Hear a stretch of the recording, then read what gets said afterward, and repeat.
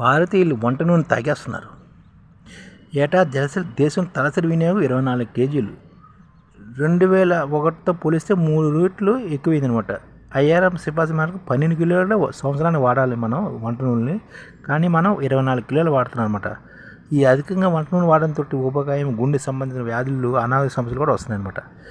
దేశంలో గతంతో పోలిస్తే వంట నూనె వినియోగం భారీగా పెరిగిందనమాట.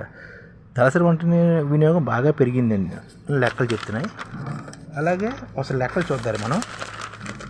తీవ్రంగా ఉందన్నమాట. ఇది 2001లోనే 8.2 కేజీలు ఉండేదన్నమాట తలసరి వినియోగం. కానీ ప్రస్తుతం 24 కేజీలుగా తలసరి వినియోగం. ఇంతకుముందు 2001లో 8 కేజీలు వాడేవారు సంవత్సరానికి భారతీయులు. కానీ ఇప్పుడు 23 కేజీలు వాడుతున్నారు, 24 కేజీల దాకా వాడుతున్నారు. కానీ తలసరిగా 12 కేజీలు వాడాలి. మిషన్ ఎడిబుల్ ఆయిల్స్ కింద ప్రభుత్వం దేశీయ ఉత్పత్తి పెంచేందుకు కృషి చేస్తుంది కూడాను. పామ్ ఆయిల్ సంప్రదాయ నూనె గింజలపై దృష్టి కూడా సారిస్తుంది. దేశీయంగా వంట నూనె ఉత్పత్తి ఉన్నప్పటికీ భారత్ దిగుమతులపై ఎక్కువగా ఆధారపడుతుంది అనమాట. స్థానికంగా ఏడాదికి 1.1 కోట్ల నూనె మాత్రమే ఉత్పత్తి అవుతుండగా ఏడాదికి భారతీయులు 2.6 కోట్ల వంట నూనెని వినియోగిస్తున్నారు. అంటే ఈ ఇండోనేషియా నుంచి, మలేషియా నుంచి పామ్ ఆయిల్ తెచ్చుకుంటున్నారు. ఇండియా నుంచి, మలేషియా నుంచి, అర్జెంటీనా, బ్రెజిల్ నుంచి సోయాబీన్ ఆయిల్ తెస్తున్నారు.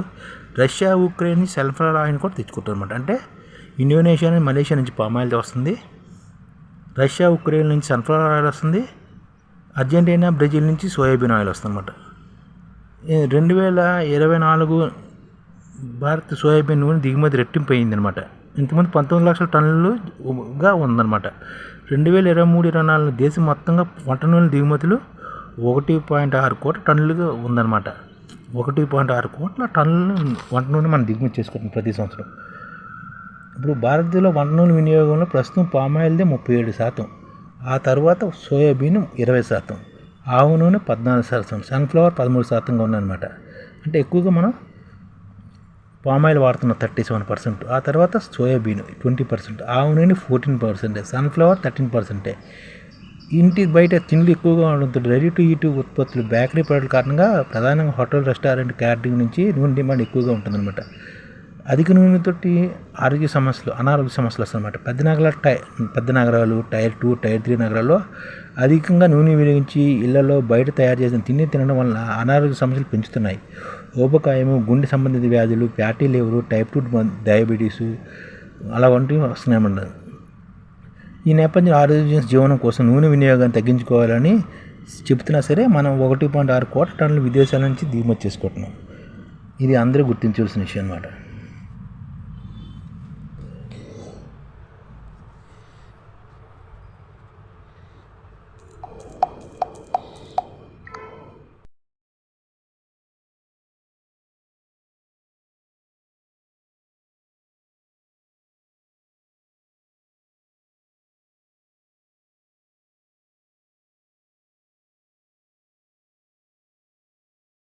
ఈ ఛానల్ ముఖ్య ఉద్దేశం ఏంటంటే, మన తెలుగు రాష్ట్రాల్లో 1 కోటి మందికి సంఘటిత రంగాల్లో ఏ విధంగా ఉద్యోగాలు ఇవ్వవచ్చు, కనీస నెల జీతం 30,000 వరకు ఏ విధంగా ఇవ్వవచ్చు, ఏ విధంగా చేస్తే ఉద్యోగాలు సృష్టించబడతాయో వివరిస్తూ ఈ ఛానల్ వీడియోలు వస్తాయి.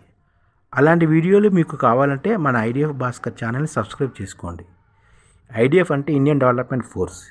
ఈ వీడియోలు చూసిన తర్వాత మీకు నచ్చితే లైక్ చేయండి, మీ ఫ్యామిలీ మెంబర్స్కి షేర్ చేయండి, మరియు మీ ఫ్రెండ్స్కి షేర్ చేయండి. Thank you. నమస్కారం.